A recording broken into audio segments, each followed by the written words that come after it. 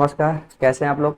सभी लोग अच्छे होंगे, कुशल मंगल होंगे। तो शुरू करते हैं। आज का जो क्लास है मोस्ट इम्पॉर्टेंट है, और मोस्ट इम्पॉर्टेंट इसलिए क्योंकि स्टैटिक जीके का यह प्रश्न है और टोटल 25 क्वेश्चन हैं, जो कि आपके लिए बहुत ही ज़्यादा बेहतरीन कामगार साबित होने वाला है। ठीक है, तो चलिए इसी उद्देश्य के साथ शुरू करते हैं कि आने वाले एग्जाम में सवाल पूछे जाएं और प्रीवियस ईयर में पूछे गए हुए सवाल हैं। ठीक है, तो सभी लोग तैयार हैं? उम्मीद करता हूँ सभी लोग तैयार होंगे और क्लास को शुरू करते हैं। आइए समझते हैं कि इसके लिए मोस्ट इंपॉर्टेंट होने वाला है। सबसे पहले आपको बता दूं, कुछ बातें विशेष तो बता दिया करूं मैं आपसे। जैसे देखो यार, ईएलटी ग्रेड जो अभी वैकेंसी आया है उसके लिए जीएस जो समान अध्ययन है, ये तो पढ़ना आपके लिए अति आवश्यक है। और 30 प्रश्न आने वाले हैं। कितने प्रश्न आने वाले हैं आपसे पहले बता दूं, ये 30 प्रश्न आने वाले हैं। ठीक है, अब 30 प्रश्न को हम लोग फटाफट कैसे कर लेंगे, ये आप मेरे साथ बने रहिएगा तो ऑटोमेटिक समझ में आएगा। देखिए 25 क्वेश्चन टोटल रहेंगे। ठीक है, और आपसे बता दो नया बैच चालू हो गया है, फटाफट आप लोग रजिस्ट्रेशन करा लीजिए और हम लोग के साथ जुड़िए, क्योंकि एक अच्छा मुकाम पाने के लिए एक अच्छे स्थान का होना बहुत जरूरी होता है। चलो भाई सब लोग तैयार है? एक बार सबको पुनः नमस्कार और क्लास को हम लोग शुरू करते हैं। ठीक है, चलो भाई, और पहला सवाल आपके सामने है और इसका उत्तर फटाफट बताइए क्या होने वाला है। ठीक है, आइए सवाल पढ़ते हैं, फिर इसका उत्तर हम लोग करते हैं। पहला सवाल क्या है? अकबर ने अजमेर स्थित शेख मोइनुद्दीन चिश्ती की दरबार की यात्रा की थी। कब की थी बताइएगा? शेख मोइनुद्दीन चिश्ती की दरगाह की यात्रा कब की थी? ऑप्शन है 1560, 1562, 1564, 1565। फटाफट बताइए इसका उत्तर क्या होने वाला है। सभी लोग तैयार हैं? चलो भाई फटाफट बताओ इसका उत्तर क्या होने वाला है। आइए बताया जाए, ध्यान रखना इसका उत्तर हो जाएगा option number B is right answer. 1562 में उन्होंने मोइनुद्दीन चिश्ती की दरगाह की यात्रा की थी। और ध्यान रखिएगा यह कहाँ स्थित है? यह अजमेर में स्थित है। अजमेर के शासक, एक कुछ बातें ध्यान रखिएगा, अजमेर के शासक भामल शाह से मुलाकात भी की थी। भामल शाह से मुलाकात की थी। भामल शाह से मुलाकात भी की थी, इस बात को भी ध्यान रखिएगा। मुलाकात की, और ध्यान रखिएगा भामल शाह अपनी पुत्री का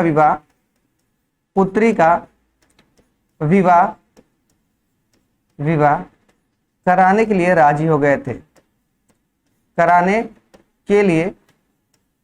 राजी हो गए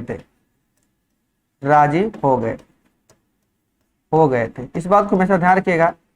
यह पहला हिंदू, भामल शाह के बारे में और लिखिएगा, यह पहला हिंदू है, पहला हिंदू शासक है जो मुगल को स्वीकारा था। इस बात को हमेशा ध्यान रखिएगा, मुगल को स्वीकारा था। ठीक है, इतनी बात ध्यान रखिएगा। और एक बात और सीख लीजिए, क्या सीखना है? जो इंपॉर्टेंट बातें सीखते चलिएगा। इन्हीं के नाम पर अपने पुत्र अकबर ने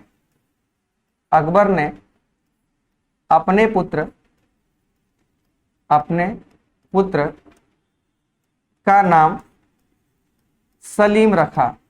क्या रखा दोस्त? सलीम रखा। इस बात को हमेशा ध्यान रखिएगा, सलीम रखा। और यही सलीम आगे चल के क्या कहलाया? जहांगीर कहलाया। क्या कहलाया? जहांगीर कहलाया। बात समझ रहे हो ना?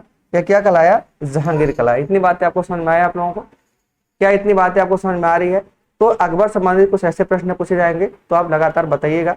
और एक चीज ध्यान रखिएगा, अकबर सबसे पहले समुद्र कहाँ देखा था, इसका उत्तर आप लोग बताने का प्रयास करिएगा। ठीक है, ऐसा और समझ में आया? चलो बहुत बढ़िया, अगले सवाल की तरफ चलते हैं और इसका उत्तर फटाफट बताइए क्या होने वाला है। प्रश्न नंबर 2 इंपॉर्टेंट है। बाणभट्ट हर्ष की तुलना भी भीष्म, द्रोण, कर्ण, अर्जुन जैसे पात्रों से है। ये सभी मिथक किस युग से जुड़े हैं? बताइएगा, ये लोग किस युग से जुड़े हैं? त्रेता लिख दिया, यहाँ पर त्रेता रहना चाहिए। ठीक है, यहाँ पर त्रेता रहना चाहिए, हो गया त्रेता। हाँ ठीक है, मैं काट देता हूं, यहाँ पर रहेगा त्रेता। क्या रहेगा? त्रेता रहेगा और लिखा गया त्रेता, कोई दिक्कत नहीं। बताइए मेरे दोस्त इसका उत्तर क्या हो जाएगा? फटाफट बताइए इसका उत्तर क्या होने वाला। उम्मीद करता हूँ इसका उत्तर आप लोग फटाफट बताओ क्या हो जाएगा। चलो भाई बताओ। हाँ ठीक है, बताइए भाई, भीष्म, द्रोण, कर्ण, अर्जुन जैसे पात्रों से किया गया किसका? बाणभट्ट हर्ष की तुलना। हर्ष जानते हो? हर्ष के बारे में आप लोग जानते होंगे, हर्षवर्धन का नाम सुना है आप लोगों ने? तो हर्षवर्धन का नाम सुना होगा, तो आपको समझ में आ रहा होगा कि ये किसकी बातें कर रही है। ठीक है, तो वाण भट्ट के द्वारा लिखा गया हर्ष की तुलना भीष्म, द्रोण, कर्ण, अर्जुन जैसे पात्रों से किया जाता है। तो पूछा गया भीष्म, द्रोण और कर्ण किस युग के लोग थे। आपसे पता है हिंदू मान्यता अनुसार 4 युग होते हैं।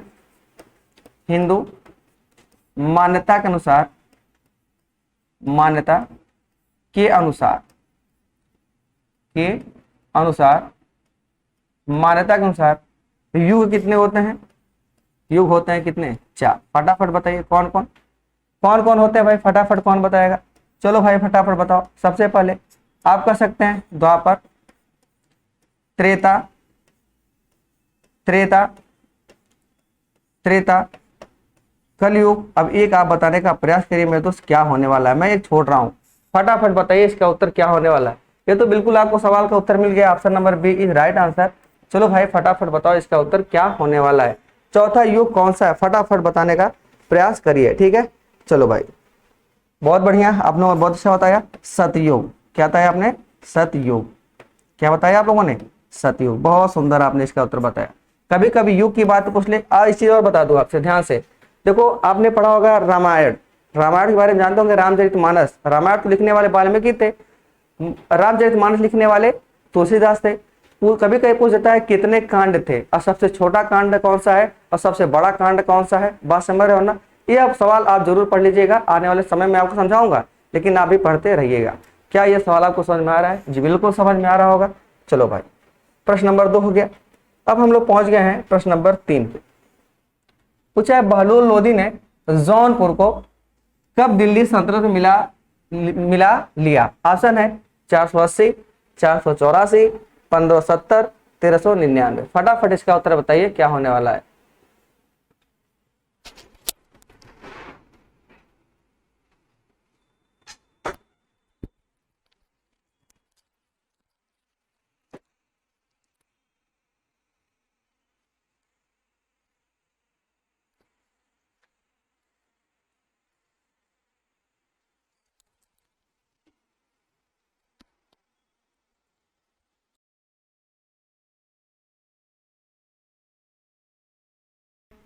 बहलोल लोदी ने जौनपुर को दिल्ली सल्तनत में कब मिला लिया। ऑप्शन है 1480, 1484, 1570, 1399। फटाफट इसका उत्तर बताइए क्या होने वाला है। चलो भाई फटाफट बताओ इसका उत्तर क्या होने वाला है। समझ में आ रहा है ना? आइए बताओ, इसका उत्तर हो जाएगा 1484 में। कब मिलाया था? 1484 में मिला लिया था जौनपुर को। कब दिल्ली मिलाया था? बहलोल लोदी। आइए लोदी वंश, लोदी वंश के बारे में जानते होंगे। लोदी वंश, लोदी वंश के बारे में बता दूं, दिल्ली सल्तनत का अंतिम वंश, दिल्ली वंश का अंतिम, वंश का अंतिम, अंतिम है दिल्ली, जो दिल्ली सल्तनत का अंतिम वंश। एक मिनट, यहां पर कुछ गड़बड़ हो गया। दिल्ली सल्तनत का, दिल्ली सल्तनत का, दिल्ली सल्तनत का अंतिम वंश, अंतिम वंश, दिल्ली सल्तनत का अंतिम वंश कौन सा वंश था? लोदी वंश। इस बात को ध्यान रखिएगा। ठीक है, फिर प्रश्न पूछ सकता है लोदी वंश संस्थापक, संस्थापक की बातें करेगा। किसकी बात करेगा? संस्थापक का। तो लगाना बहलोल लोदी, बहलोल लोदी, बहलोल लोदी का नाम लगाइएगा। अगर आपसे पूछ लेगा लोदी वंश का अंतिम शासक, अंतिम शासक, तो बताएंगे इब्राहिम लोदी। क्या बताएंगे आप लोग? इब्राहिम लोदी, इब्राहिम लोदी, इब्राहिम लोदी। अब सुनना ध्यान से, इब्राहिम लोदी के बाद जब भी आएगा तो फटाफट माइंड में सेट कर लेना। इब्राहिम लोदी के बाद जब भी आएगा समझ लेना क्या? पानीपत का प्रथम युद्ध। ठीक है, पानीपत का प्रथम युद्ध। ठीक है, पानीपत का प्रथम युद्ध कब हुआ था? 1526 में हुआ था। किसके किसके मध्य हुआ था? वर से किसके? लोदी का किससे हुआ था? बताओ फटाफट। इब्राहिम लोदी का किसके साथ हुआ था? बताएंगे बाबर के साथ हुआ था। किसके साथ हुआ था? बाबर के साथ हुआ था। इस बात को हमेशा ध्यान रखिएगा। ठीक है, इब्राहिम लोदी का युद्ध किसके साथ हुआ था? बाबर के साथ हुआ था। पानीपत का प्रथम युद्ध, जिसमें इब्राहिम लोदी मारा गया और बाबर ने इसको जीत लिया और नए वंश की क्या नाम है नींव रखी थी। क्या इतनी बात समझ में आ रही है आपको? क्लियर है? तो समझ में आ रही है ना? हाँ चलो भाई, समझ में आ रहा है ना? मुगल वंश, हाँ सही है। अगले प्रश्न की तरफ चलते हैं। बताइए प्रश्न नंबर 4, किस वर्ष शिवाजी को छत्रपति का ताज पहनाया गया था?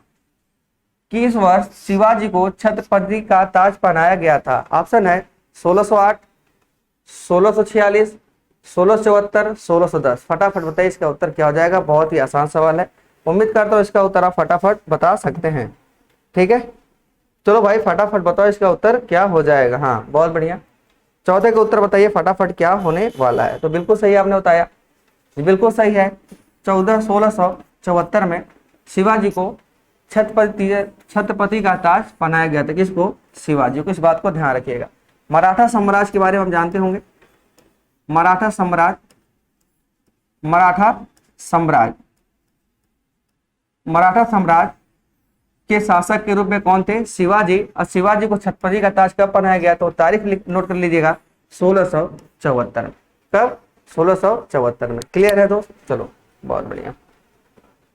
अगला प्रश्न है प्रश्न number 5, French east India company का गठन कब हुआ? बहुत सुंदर सवाल है, इसका उत्तर फटाफट बताइए। फ्रेंच ईस्ट इंडिया कंपनी का गठन कब हुआ? 1600 में, 1620 में, 1664 में और 1604 में। बताइए फटाफट क्या हो जाएगा।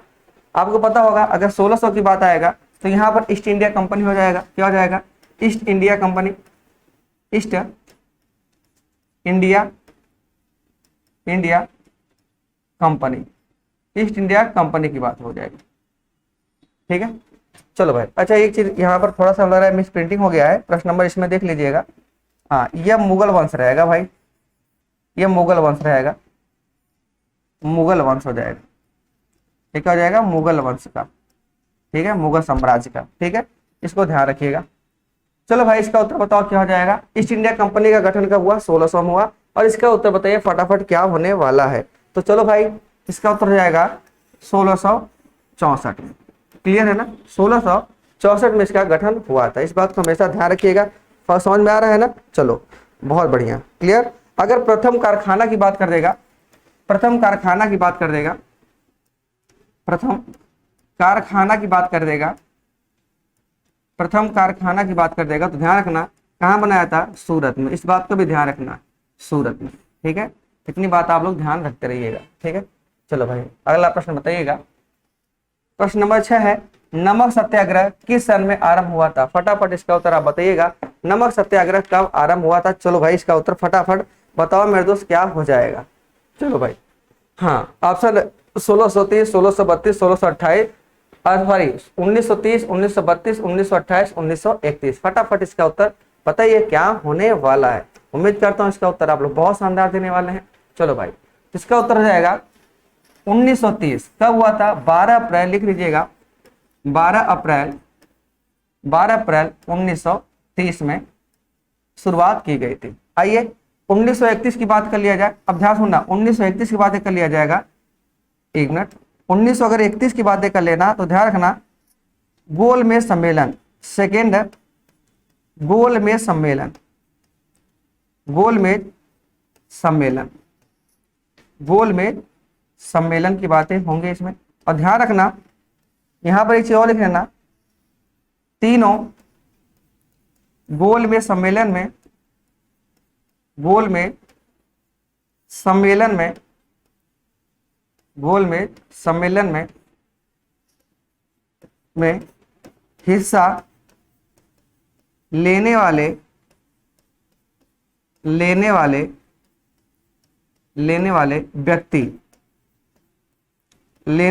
व्यक्ति कौन थे?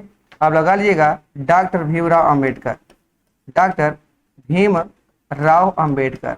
कौन? डॉक्टर भीमराव अंबेडकर। इस बात को हमेशा ध्यान रखिएगा, डॉक्टर भीमराव अंबेडकर। इस बात को ध्यान रखिएगा। क्लियर हुआ मेरे दोस्त? यहाँ तक बातें समझ में आ रही है आप लोगों को?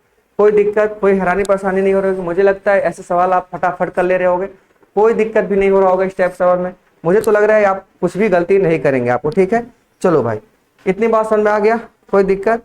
हाँ चलो बहुत अच्छा, क्लियर हो गया। चलो प्रश्न नंबर 7 है, पूछा है थियोसॉफिकल सोसाइटी ने भारत में कब और कहां अपना मुख्य कार्यालय स्थापित या संस्थापित किया था। कहने का मतलब है थियोसॉफिकल सोसाइटी ने भारत में कब और कहां अपना मुख्य कार्यालय स्थापित किया था। ऑप्शन है 1682 डायर में, 1685 बेल्लूर में, 1885 बेल्लूर में, 1800 नंबर आवड़ी में, 1895 बेल्लूर में। चलो भाई मेरे दोस्त इसका उत्तर फटाफट बताओ क्या होने वाला है। चलो भाई आगे उत्तर आप लोगों का बहुत सुंदर। इसका उत्तर हो जाएगा option number A is right answer. क्या हो जाएगा 1882 में Adair. Clear, option number A is right answer. बहुत सुंदर। चलो भाई प्रश्न नंबर 8 की बातें कर लेते हैं। क्या है, सूची फर्स्ट को समझना है यहाँ पे, सूची फर्स्ट को सूची सेकंड से सुमेलित कीजिए, सूचियों के नीचे दिए गए कूट से सही उत्तर चुनिए। फटाफट बताइए। यहाँ पर देखिए सूची फर्स्ट दिया है और यहाँ सूची सेकंड दिया है, यहाँ आपको मिलाना है और साथ साथ नीचे इसका उत्तर देना है। चलो भाई फटाफट इसका उत्तर बताओ, देखते हैं कितने लोग बता सकते हैं इसका उत्तर। कितने लोग इसका उत्तर बता सकते हैं मेरे दोस्त, उम्मीद करता हूँ सभी लोग बताने का प्रयास करेंगे। चलो भाई फटाफट बताओ, मैं थोड़ा हट जाता हूँ क्योंकि आपको साफ साफ दिख जाए एक बार। ठीक है, चलो भाई क्लियर, बहुत सुंदर। क्लियर है ना आप लोग। अब सुनेगा, अब इसमें क्या है, हाँ अब सुनने का प्रयास करिएगा। ऑप्शन देखिए उल्टा सीधा लिख दिया गया है, ए बी डी सी। बात समझ रहे हो ना, उल्टा सीधा हो गया ऊपर नीचे, कोई दिक्कत नहीं, घबराने की बात नहीं है। चलो आओ देखते हैं इसका उत्तर क्या हो जाएगा। कर अल लिहाल किसे संबंधित है, अल लिहाल से संबंधित है तो ध्यान रखिएगा अबुल कलाम आजाद से संबंधित है, इतनी बात ध्यान रखिएगा। अगर बात करेंगे कि नेशनल हेराल्ड की संबंधित है, नेशनल हेराल्ड की बात करेंगे तो यह संबंधित है जवाहरलाल नेहरू से। बॉम्बे क्रॉनिकल से संबंधित पूछ लिया जाएगा तो इसका उत्तर लगाएंगे किससे, फिरोज शाह मेहता से। और लास्ट बचा है लीडर का संबंध किससे है, मदन मोहन मालवीय से हो जाएगा। तो कहीं आपको दिखाई दे रहा होगा तो बताओ एक का क्या है, एक का बताएंगे 4, तो एक का 4 कहीं दिख रहा है, यहाँ पर है जी नहीं, यहाँ पर है जी नहीं, यहाँ पर है जी लग रहा है और यहाँ पर नहीं। इसका option number D is right answer. बात समझ रहे हो ना, ऐसे मिलान हम लोग को कर लेना होता है। इस टाइप का सवाल बहुत बहुत ज्यादा इंपॉर्टेंट है क्योंकि आप देख रहे हैं एग्जाम का पैटर्न धीरे धीरे बदल रहा है और बदलते हुए सब कुछ को ध्यान रखते हुए सारे काम काज करने होते हैं। और मोस्ट इंपॉर्टेंट टाइप है, इसको स्टार आप लोग लगा लीजिएगा। ठीक है, आप स्टार लगा लीजिएगा क्योंकि बहुत ज्यादा इंपॉर्टेंट है, मिलान करने वाला बहुत शानदार प्रश्न पूछा जाता है। तो क्लियर है दोस्त। चलो प्रश्न नंबर 9 बहुत सुंदर। अब ध्यान रखना एक चीज और, आजकल पुस्तक से संबंधित प्रश्न पूछ रहा है, इसमें आपको ध्यान रखना आप पुस्तक एवं लेखक पढ़ लेना जरूर। अब मैं पढ़ाऊंगा भी, आप लोगों को ध्यान रखना पुस्तक एवं लेखक यह बहुत जरूरी होता है, इसको पढ़ना पुस्तक एवं लेखक, इस बात को ध्यान रखना। और दूसरा पुरस्कार, पुरस्कार यह बातें बहुत ज्यादा इंपॉर्टेंट होती है, आपको पढ़ना पड़ेगा, इंपॉर्टेंट होता है। और इंपॉर्टेंट मैं लेकर आऊंगा, टॉपिक वाइज टॉपिक लाऊंगा और 100% समझाने का प्रयास करूंगा। बताओ प्रश्न नंबर 9 का उत्तर क्या हो जाएगा। चलो भाई बताओ क्या हो जाएगा। तो इसका उत्तर हो जाएगा WA fair service. Option number C is right answer. ठीक है, the roots of ancient India का पूछेगा, एंशिएंट इंडिया पूछेगा तो WA फेयर सर्विस ने इसका रचना किया, तो इसको ध्यान रखिएगा। Option number C is right answer.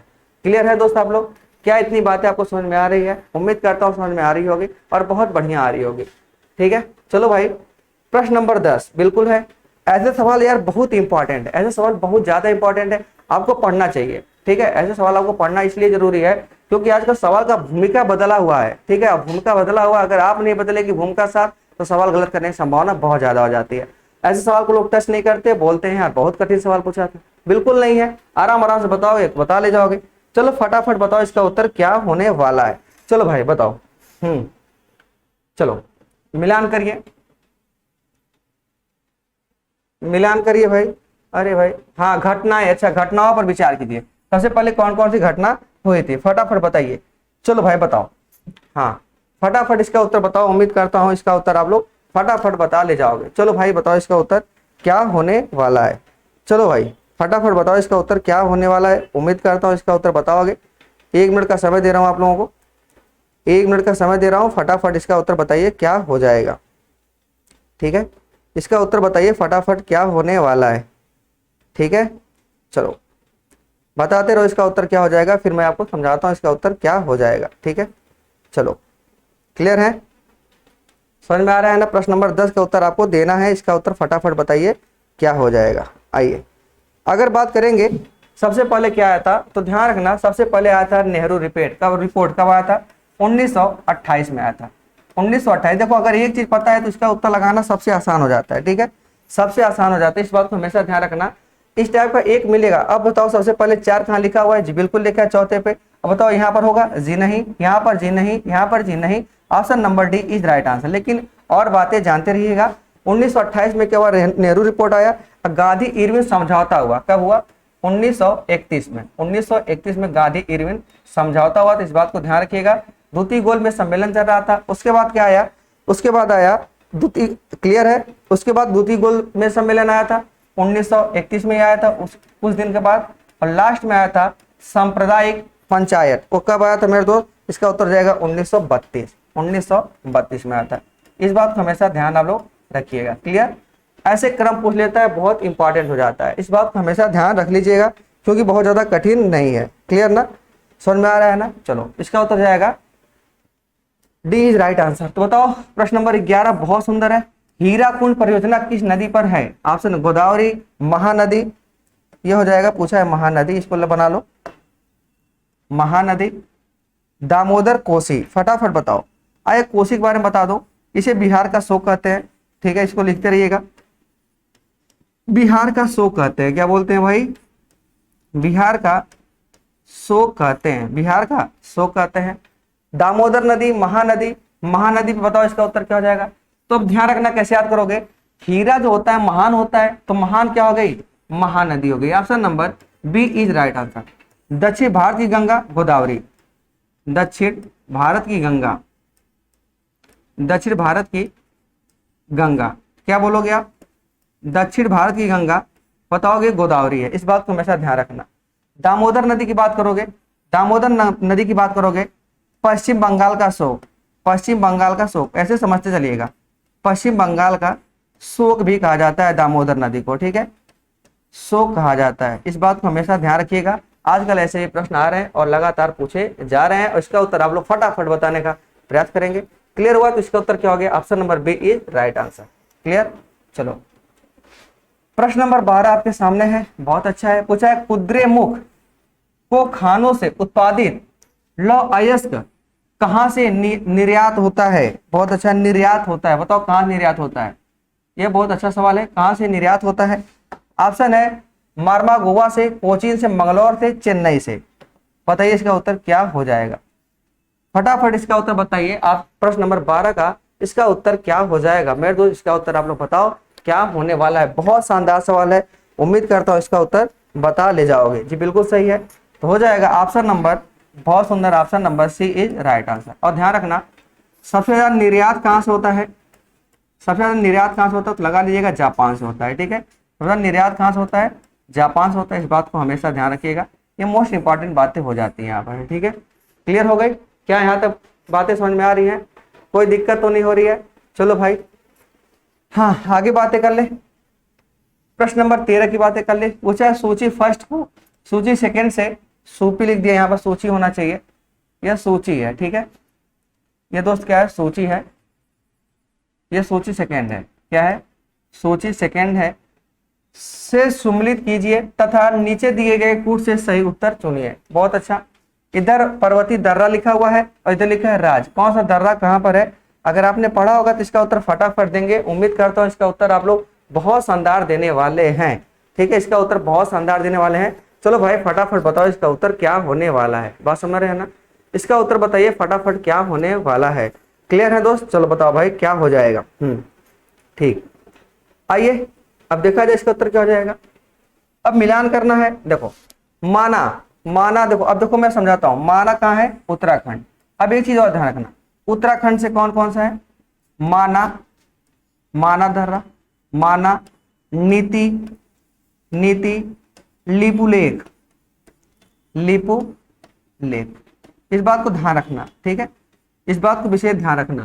Clear, दर्रा की बात है तो माना, नीति, लिपु लेक तीनों कहाँ हैं, उत्तराखंड के ही हैं। अगला प्रश्न नाथुला, अब नाथुला बहुत अच्छा सवाल है। अब देखो जी, नाथुला लेकर जाओगे कहाँ, सिक्किम में, तो सिक्किम की भी दो चीज लिख लेना, नाथुला और जयलेपला, नाथुला और जयलेपला, बात समझ में आ रही है ना आप लोगों को? जय लेपला। क्लियर हो गया?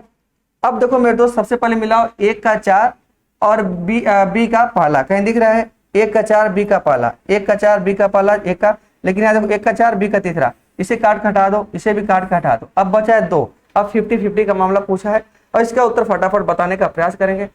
अब बहुत अच्छा है। अब देखो अगली बात है क्या है, जो जिला, बात समझना, जो जिला किससे है? जम्मू कश्मीर से है। और जम्मू कश्मीर की बात और लिख लीजिएगा, जो जिला बनिहाल, जो जिला और क्या? बनिहाल, बनिहाल, जो जिला और बनिहाल, ये दोनों कहाँ हैं? जम्मू कश्मीर के हैं। और लास्ट बचा है, क्या बचा? लास्ट में एक बचा है, उसका नाम है शिव किला, वो कहाँ है? सिक्किम। सिक्किम, उसका क्या हो जाएगा? सिक्किम। और सिक्किम के और भी है, देखिएगा सिक्किम का और बता दो, फटाफट ध्यान रखिएगा, सिक्किम का और बता दो। देखो सबसे पहले क्या है? शिव किला, शिव किला, रोहतांग, रोहतांग, रोहतांग और बड़ा लाचा, ये 3 आप ध्यान रखिएगा। बड़ा लाचा, इस बात को हमेशा ध्यान रखिएगा, बड़ा लाचा। क्या इतनी बात समझ में आ रहा है? सारे दर्रे के बारे में मैंने फटाफट आपको बता दिया। क्लियर हुआ? तो इसका उत्तर आपको एक ही मिल रहा है, option number D is right answer. Option number D is right answer. क्या इतनी बात समझ में आ रही है? क्लियर है दोस्त? बात समझ में आ रही है ना? बताओ भाई, बात समझ में आ रही है ना? चलो बहुत बढ़िया। हम बात कर लिए 13 तक। अब प्रश्न नंबर 14 है और फटाफट इसका उत्तर बताने का प्रयास करिएगा। प्रश्न नंबर 14 है, भारत के निम्नलिखित 4 राज्यों को उनके नगरीकरण के स्तर जनगणना 2011 के आधार पर अवरोही क्रम में व्यवस्थित कीजिए। गोवा, मिजोरम, तमिलनाडु, केरल। इसको बताइएगा कि कह रहा है कि नगरीकरण के स्तर। अब ये चारों को आपको करना है क्या? सेटल। और फटाफट इसका उत्तर बताइए क्या हो जाएगा। फटाफट बताओ मेरे, इसका उत्तर क्या होने वाला है? चलो भाई फटाफट बताओ इसका उत्तर क्या हो जाएगा। उम्मीद करता हूँ इसका उत्तर आप बता ले जाओगे। चलो भाई इसका उत्तर फटाफट बताओ क्या हो जाएगा। क्लियर है? चलो बताओ मेरे, तो इसका उत्तर क्या हो जाएगा। क्लियर हो गया? चलो बहुत सुंदर। हाँ तो ध्यान रखना, गोवा, मिजोरम, तमिलनाडु, केरल, जी बिल्कुल ये जो इसका क्रम है बिल्कुल यही सही है। अवरोही क्रम की बातें कर रहा है, अवरोही क्रम की बातें कर रहा है। तो ध्यान रखना, सबसे बड़ा गोवा, शहरीकरण में 62% कुछ मैंने बताया था, कल ही बताया था। गोवा में 64% शहरीकरण है गोवा। उसके बाद क्या जाएगा? मिजोरम, मिजोरम। उसके बाद क्या जाएगा? तमिलनाडु, तमिलनाडु, तमिलनाडु। विकल्प के अनुसार ही हमको हल करना होता है। लास्ट में क्या बचेगा? केरल। क्या बचेगा? केरल। तो बताओ कहीं ऑप्शन में ऐसा दिख रहा है? 1 2 3 4, देखो 1 2 3 4, कहीं ऑप्शन मिल रहा है? जी option number A is right answer. Option number A is right answer. Clear हो गया मेरे दोस्त? क्या इतनी बातें समझ में आ रही है आप लोगों को? क्लियर है ना? चलो बहुत बढ़िया। चलो भाई अगला सवाल फटाफट बताने का प्रयास करो। प्रश्न नंबर 15 बहुत ही लाजवाब सवाल है, इसका उत्तर आप लोग फटाफट बताओ क्या होने वाला है। पूछा है निम्नलिखित कथनों पर विचार कीजिए। आजकल विचार वाले भी सवाल आ रहे हैं और ध्यान रखिए कॉन्स्टिट्यूशन के लिए तो मोस्ट इंपॉर्टेंट है। अगर कॉन्स्टिट्यूशन वाले प्रश्न देखोगे तो वहां मोस्ट इंपॉर्टेंट ये बातें पूछी गई हैं और बहुत अच्छा ही आराम से पूछा हुआ है। तो चलो फटाफट इसका उत्तर बताओ क्या हो जाएगा। पहला क्या है? भारत में डाकघरों, या घर होना चाहिए तो पर हो गया, कोई बात नहीं, डाकघरों की संख्या 1.5 लाख से अधिक है। जी हो सकता है। भारत संचार निगम लिमिटेड बीएसएनएल का गठन 1997 में हुआ था। भारतीय दूरसंचार विनियामक प्राधिकरण TRAI का गठन 2000 में हुआ था। इसका उत्तर क्या हो जाएगा बताइए। ऑप्शन क्या दूसरा सही होगा? पहला और दूसरा, केवल पहला, केवल तीसरा? चलो भाई फटाफट इसका उत्तर बताओ। उम्मीद करता हूँ इसका उत्तर आप बहुत शानदार बताने वाले हैं। चलो भाई इसका उत्तर बताओ क्या हो जाएगा। तो ध्यान रखना इस बात को विशेष करके, यह तो क्या है कि पूछा है भारत में डाकघरों की संख्या कितनी? 1.5 लाख से अधिक है। जी बिल्कुल सही है। तो इसका उत्तर बस एक ही निकल रहा है, ऑप्शन नंबर ए, और बाकी ये दोनों क्या है? जी बिल्कुल गलत है। इस बात ध्यान रखना, 2000 में नहीं हुआ था, 2004 में हुआ था, 1997 में नहीं हुआ था, 1991 में हुआ था। इस बात को हमेशा ध्यान रखिएगा, ठीक है। चलो अब प्रश्न है बहुत अच्छा, WTO, ठीक है, world trade organisation, world trade organisation, organisation. अब बताओ मेरे दोस्त इसका गठन कब हुआ था? फटाफट बताओ। चलो 1990 में हुआ था, 1991 हुआ था, 1995 हुआ था, 1997 हुआ था। इसका उत्तर फटाफट आप लोग बताइए। प्रश्न नंबर 16 का उत्तर क्या हो जाएगा? ठीक है, हाँ बताओ मेरे को इसका उत्तर क्या हो जाएगा। बहुत सुंदर, हाँ जी, बहुत अच्छा अच्छा उत्तर आपने बताया। 16 का हो जाएगा सी, 16 का हो जाएगा option number C is right answer, C is right answer. कभी कभी इसका मुख्यालय पूछ देगा, मुख्यालय, तो मुख्यालय भी लिख लीजिएगा यहीं पर, मुख्यालय, मुख्यालय इंपॉर्टेंट होता है। मुख्यालय कहाँ है? मुख्यालय मेरे दोस्त कहाँ है? जेनेवा, जेनेवा, इसको नोट डाउनलोड कर लीजिएगा, जेनेवा स्विट्जरलैंड, स्विट्जरलैंड, स्विट्जरलैंड, ठीक है, स्विट्जरलैंड। क्या इतनी बात समझ में आ रही है आप लोगों को? क्लियर है? समझ में आया ना? चलो बहुत बढ़िया। अगला प्रश्न आपके सामने है, बहुत लाजवाब सवाल है। 2017, बहुत सुंदर, उपभोक्ता जागरण के लिए भारत सरकार का सबसे प्रचलित नारा है, नारा है भाई, चलो कोई बात नहीं, ये नारा के बगैर नारा नाय हो गया, ठीक है, यहाँ लिखिएगा नारा। क्या लिखेंगे? नारा क्या है? तो बिल्कुल आसान है यार, ये तो बिल्कुल बता सकते हो, फटाफट बताओ। जागो ग्राहक जागो, धोखाधड़ी से बचो, अपने अधिकारों को पहचानो, सजग उपभोक्ता बनो। बताओ इसका उत्तर क्या होने वाला है? फटाफट इसका उत्तर बताओ मेरे दोस्त, क्या होने वाला है? चलो सभी लोग तैयार हैं, इसका उत्तर बताओ क्या होने वाला है। इसका उत्तर हो जाएगा जागो ग्राहक जागो, इसका उत्तर हो जाएगा जागो ग्राहक जागो, इसका उत्तर हो जाएगा जागो ग्राहक जागो। चलो भाई अब बताओ, विश्व उपभोक्ता दिवस क्या माना जाता है? आप बताओ फटाफट। विश्व उपभोक्ता, विश्व उपभोक्ता दिवस, विश्व उपभोक्ता दिवस, विश्व उपभोक्ता दिवस कब मनाया जाता है? बताइए फटाफट क्या हो जाएगा। चलो भाई फटाफट बताओ मेरे दोस्त क्या हो जाएगा। हाँ बहुत सुंदर, इसका उत्तर आपने बताया 24 दिसंबर। जी बिल्कुल आपने इसका उत्तर सही बताया। क्लियर हो गया? इतनी बातें समझ में आ रही हैं? बहुत सुंदर। चलो भाई अब धीरे धीरे हम लोग पहुंच गए प्रश्न नंबर 18। उम्मीद करता हूं कि जितना भी प्रश्न अब तक बताया गया होगा इसका उत्तर बिल्कुल समझ में आ गया। व्यावसायिक बैंक क्या है? बताना है व्यावसायिक बैंक किसे कहते हैं। इसका उत्तर फटाफट बताने का प्रयास करो, और बड़ा ही रोमांचक सवाल है, इसका उत्तर फटाफट बताओ, क्योंकि इकोनॉमिक्स से भी सवाल आने की संभावना है, क्योंकि आपको स्ट्रेटेजी के पढ़ना बहुत जरूरी है। 30 प्रश्न समान अध्ययन से आने वाले हैं, बस समझ रहे हो ना? इसका उत्तर फटाफट बताओ क्या हो जाएगा। प्रश्न नंबर 18 का उत्तर क्या हो जाएगा? बताओ मेरे दोस्त, बताओ क्या हो जाएगा। चलो भाई बताओ क्या हो जाएगा। व्यवसायिक बैंक क्या होता है? ग्राहकों को उनकी जमा पर ब्याज देते हैं, जमा स्वीकार करने के बदले ग्राहकों से ब्याज वसूलते हैं। अरे ग्राहकों से ब्याज थोड़ी वसूलेंगे यार, जमा पर ग्राहकों का कोई ब्याज नहीं देते, बिल्कुल गलत है। इनमें से कौन है? ग्राहकों को उनकी जमा पर ब्याज देते हैं। Option number A is right answer. बात समझ रहे हो ना? यही व्यवसायिक बैंक हो जाता है। बात समझ रहे हो ना? इसका उत्तर क्या होता है? ग्राहक जो पैसा जमा करते हैं बैंक में, और बैंक उनको कुछ ब्याज देता है, 3%, 5%, 7% की दर से जो पैसा लेता है, वही कहलाता है व्यवसायिक बैंक के अंतर्गत होने वाले नियम कानून। तो ग्राहकों को उनकी जमा पर ब्याज देता हुआ है। इसका उत्तर option number A is right answer. Clear हो गया? चलो भाई प्रश्न नंबर 19 के बारे में बताइए क्या हो जाएगा। थोक मूल्य सूचकांक WPI का आधार वर्ष क्या है? फटाफट इसका उत्तर बताओ, देखते हैं कितने लोग इसका उत्तर आप बता ले जा सकते हैं। चलो भाई फटाफट बताओ मेरे दोस्त इसका उत्तर क्या हो जाएगा। चलो भाई बताओ इसका उत्तर क्या हो जाएगा। प्रश्न नंबर 19 का बताओ। हाँ चलो भाई बताओ इसका उत्तर क्या हो जाएगा। थोक मूल्य सूचकांक WPI, बताओ इसका उत्तर क्या हो जाएगा। तो इसका उत्तर आएगा 2012। Option number C is right answer. बात समझ रहे हो ना? 2012 इसका आधार वर्ष रखा हुआ था। बात समझ में आया? चलो बहुत सुंदर। प्रश्न नंबर 20 के बारे में हम लोग पहुंच चुके हैं, और इसका उत्तर फटाफट बताइए क्या होने वाला है। क्या होने वाला है? चलो भाई बताओ इसका उत्तर क्या होने वाला है। पूछा है भारत सरकार द्वारा आर्थिक सुधार संबंधी नवीन आर्थिक नीति अपनाई गई। कब अपनाई गई थी? बताना कब अपनाई गई थी। ऑप्शन है 1980, 1985, 1991, 2001। फटाफट बताओ इसका उत्तर क्या हो जाएगा। चलो मेरे दोस्त बताओ इसका उत्तर क्या हो जाएगा। हाँ क्या हो जाएगा? तो आपने बताया बहुत अच्छा, इसका उत्तर बताया 1991 में। 1991 बिल्कुल आपने इसका उत्तर सही बताया। आइए कुछ और बातें बता दो। अगर 1985 की बातें कर दिया जाए तो ध्यान रखना 52वां संविधान संशोधन, 52वां संविधान संशोधन 1985 में, इस बात ध्यान रखना क्या जोड़ा गया था? अनुसूची 10 जोड़ी गई थी। इसको भी ध्यान रखिएगा, अनुसूची 10 जोड़ी गई थी। बात समझ रहे हैं ना? अनुसूची 10 जोड़ी गई। 10 जोड़ी गई। अनुसूची 10 क्या है, आइए समझते हैं। अनुसूची 10 जो है दल बदल है। क्या है दोस्त, दल बदल है। बात समझ रहे हैं ना, क्या है, दल बदल है। इस बात को हमेशा ध्यान रखिएगा, दल बदल है।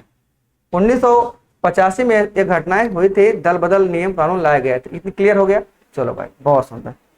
चलो भाई प्रश्न नंबर हम लोग पहुंच गए हैं कहाँ, 21 पे। भारत का संविधान, हाँ बहुत सुंदर सवाल, बहुत बढ़िया। अब तो इसमें थोड़ा समय लूंगा और बहुत शानदार तरीके से कुछ ना कुछ विशेष बताने का प्रयास रहेगा, और इसका उत्तर आप लोग बताएं, फिर मैं बताता हूँ इसका उत्तर क्या हो जाएगा। चलो भाई पहले इसका उत्तर आप कुछ बताने का प्रयास करें, फिर मैं बताता हूँ इसका उत्तर क्या हो जाएगा। चलो भाई पूछा है कि भारत का संविधान मतलब इंडियन कॉन्स्टिट्यूशन मतलब क्या है। आप पहला ऑप्शन, एकल नागरिकता प्रदान करता है, दोहरी नागरिकता प्रदान करता है, नागरिकता संबंधित कोई प्रावधान नहीं है, और बहु नागरिकता प्रदान करता है। जी बिल्कुल सही हो जाएगा, option number A is right answer. और बाकी क्या है, गलत है। अब बात ध्यान रखना, नागरिकता की गई है, नागरिकता की, तो भाग 2 में नागरिकता है, भाग 2 पार्ट 2 में नागरिकता है।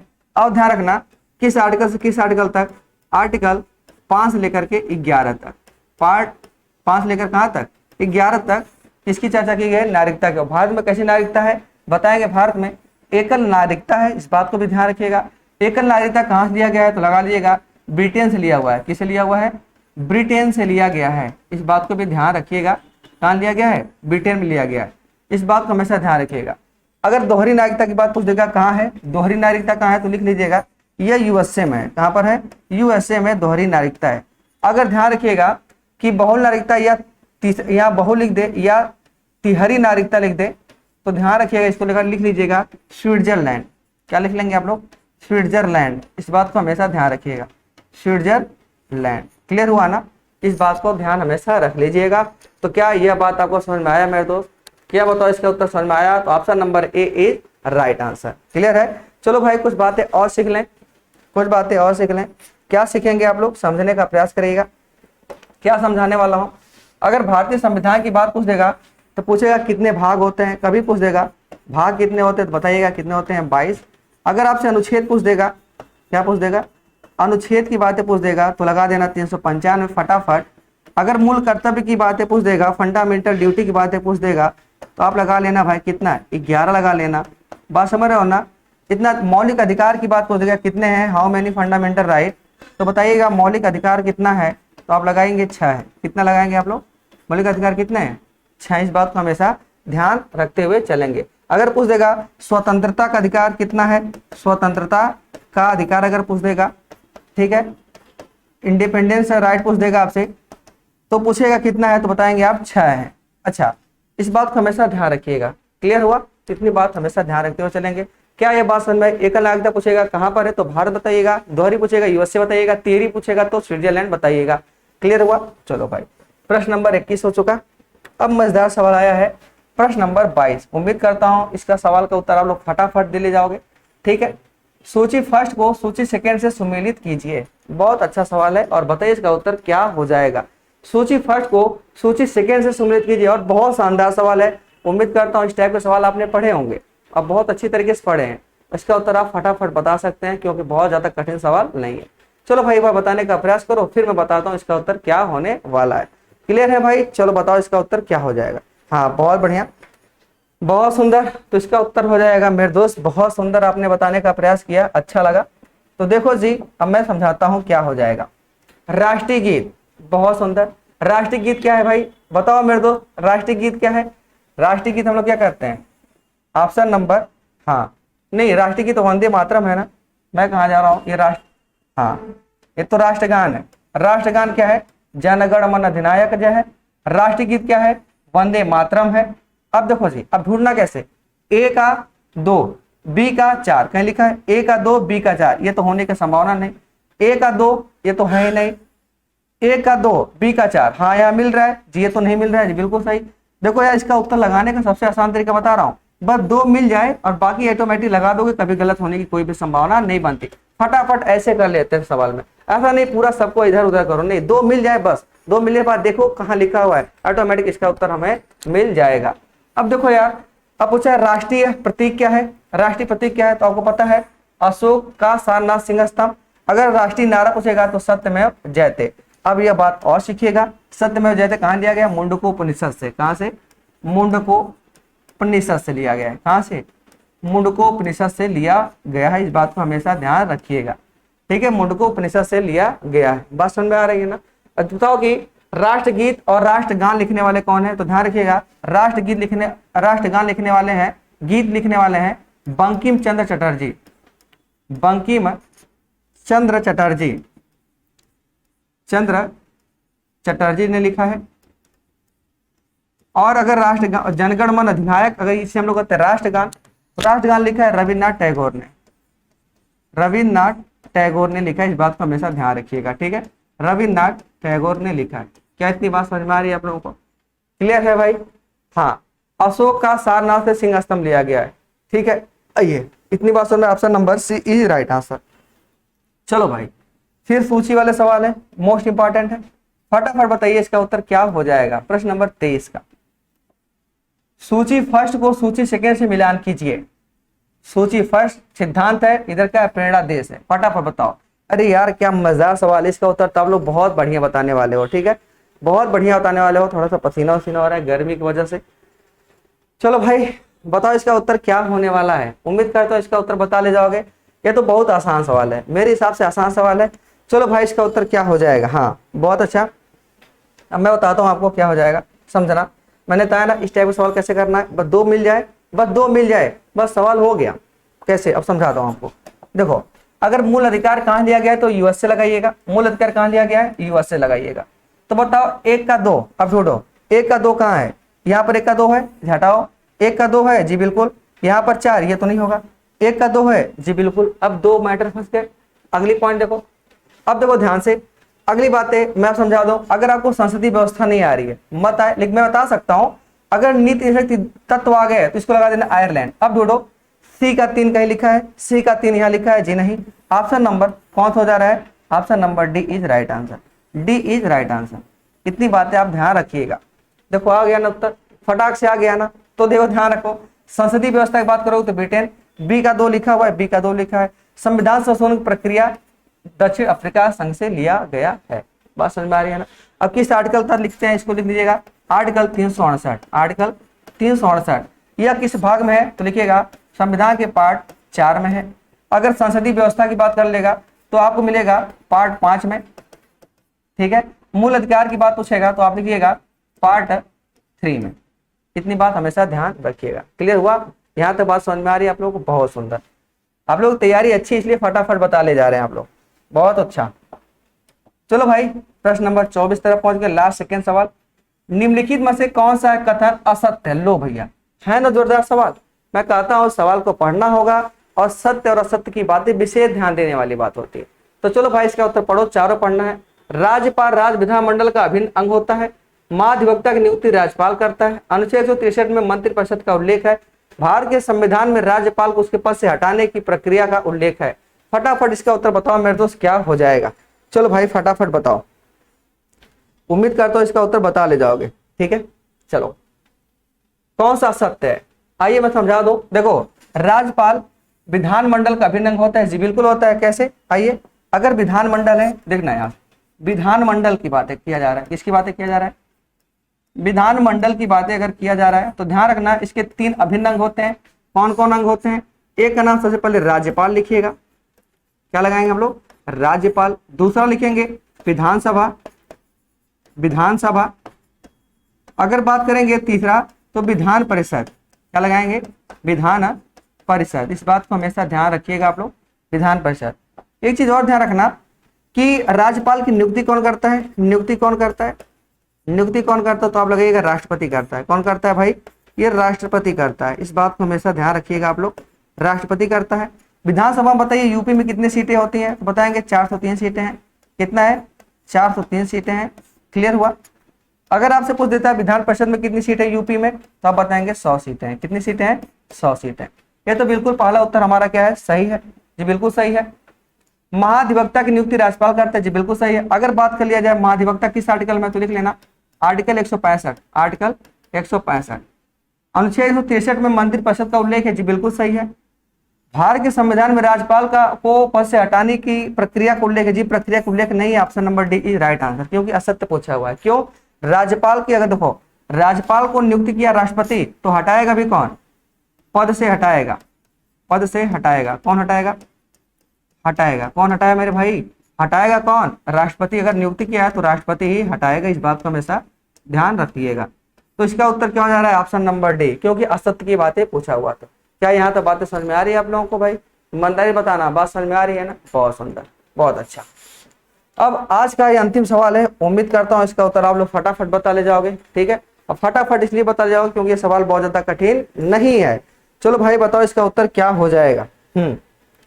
बताओ भाई इसका उत्तर क्या हो जाएगा? उम्मीद करता हूँ इसका उत्तर आप बता ले जाओगे, कोई दिक्कत नहीं होनी चाहिए इसमें। चलो फटाफट बताओ। पूछा है विनियोग विधेयक की परिभाषा संविधान किस अनुच्छेद में है? बताओ, क्या 114 में है, क्या 17 में है, क्या 103 में है, क्या 107 में है? चलो भाई फटाफट इसका उत्तर बताओ, फिर मैं आगे समझाने का प्रयास करता हूं। बताओ फटाफट इसका उत्तर क्या हो जाएगा? ठीक है, आइए इसका उत्तर हो जाएगा जी, बिल्कुल आपने सही बताया। क्या बताया? Article number 117। जी बिल्कुल आपने इसका उत्तर सही बताया। उम्मीद करता हूँ ऐसे सवाल आप फटाफट बताते रहिएगा, बहुत मजा आने वाला है। बात समझ में आ रही है ना? तो लगभग हमने कितने प्रश्न किए? 25 प्रश्न किए। उम्मीद करता हूँ सारे प्रश्न आपको समझ में आ गए होंगे और मोस्ट इंपॉर्टेंट थे, ठीक है। PYQ में पूछे हुए, आने वाले एग्जाम में पूछे जाने वाले संभावित प्रश्न है, MCQ है, तो इस टाइप का सवाल आपको समझ में आ गया होगा। तो बताइए ईमानदारी से क्लास कैसी लगी होगी? बहुत मजेदार लगी होगी। लेकिन एक बात और, क्या मजेदार बात और सुननी है? मजेदार बात यह सुननी है, यह बातें क्या ALT ग्रेड के लिए यह क्लास मोस्ट इंपॉर्टेंट है, ALT ग्रेड के लिए मोस्ट इंपॉर्टेंट है।